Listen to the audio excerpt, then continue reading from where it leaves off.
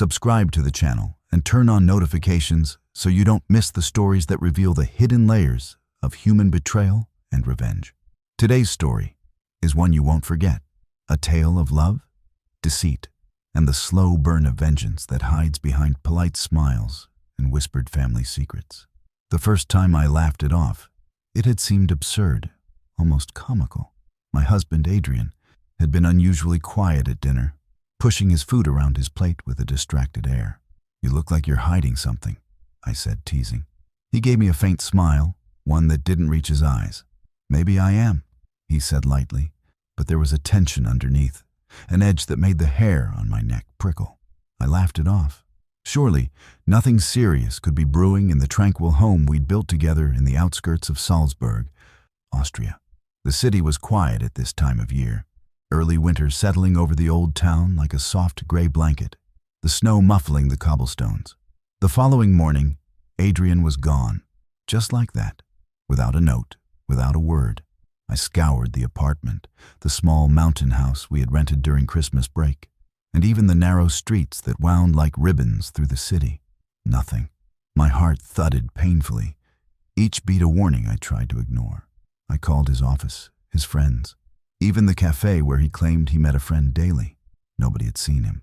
I should have panicked, of course, but I didn't. Not fully. Part of me, a foolish, desperate part, clung to the memory of his joke-like comment. Maybe I am hiding something. Surely, I thought, it was some childish prank, some eccentric impulse.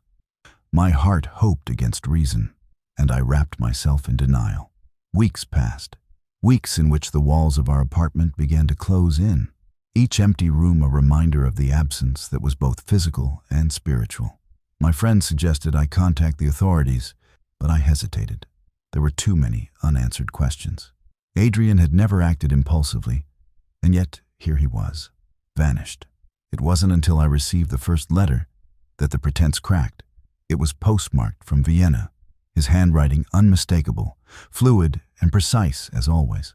I opened it with trembling fingers, the envelope tearing loudly in the silent room. The letter read like a quiet storm, understated but devastating.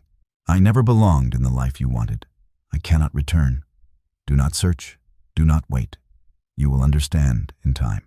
No signature, no explanation. Just those words, formal yet intimate, cruel in their simplicity.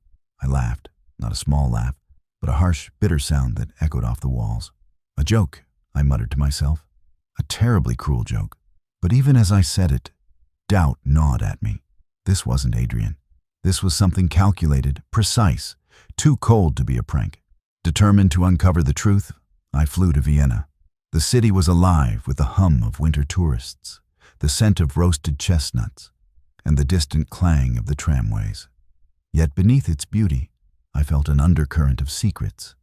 I checked into a modest hotel, renting the small room closest to the street, where I could watch the passers-by and trace Adrian's movements if he appeared. Days turned into nights. I scoured cafes, offices, and libraries, speaking to old acquaintances, neighbors, anyone who might have seen him. Each conversation only added layers to the mystery, revealing Adrian had been withdrawing from everyone close to him, leaving behind fragments of conversations about family disputes and inherited wealth. Then I met Isabel. She was sharp, direct, and terrifyingly perceptive. A distant cousin of Adrian's, with ties to the family business, she had known about tensions I'd never suspected. Over coffee in a small Viennese cafe, she dropped a bomb that would fracture my carefully maintained composure.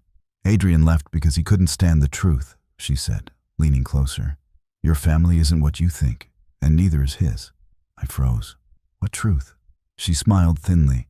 "About inheritance, about betrayal. Your husband discovered something that made him afraid. Of you, of your family, of the world you two built together. You want revenge? You're already living it, whether you know it or not." The days became a blur of research and confrontation. I visited my in-laws, asking questions that seemed innocent, carefully calibrated to provoke disclosure without alerting suspicion.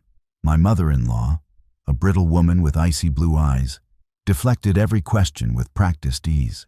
But Adrian's father, a man who had always exuded quiet authority, faltered under my persistence. In a private room lined with heavy curtains, he confessed with reluctant candor. Adrian had uncovered evidence that our entire family fortune was built on deceit. Hidden accounts, offshore dealings, and a series of manipulations that had left relatives impoverished and dispossessed.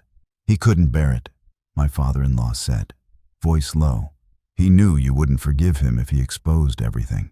I left the house trembling, a storm of emotions thrashing within me.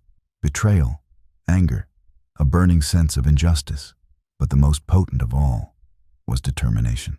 Adrian may have left, but I was not powerless. I would follow him, trace his steps, and if necessary, destroy the illusion he had created around himself. The trail led me to a small village in Tyrol, nestled among snow-dusted peaks. Adrian had assumed a new identity, working quietly at a local artisan workshop, crafting wood and metal pieces with meticulous care. He lived simply, invisibly, the opposite of the man who had vanished into Vienna. Confronting him, I felt a surge of fury that burned through my chest. Why? I demanded, my voice raw with pain and accusation. Why leave me like this?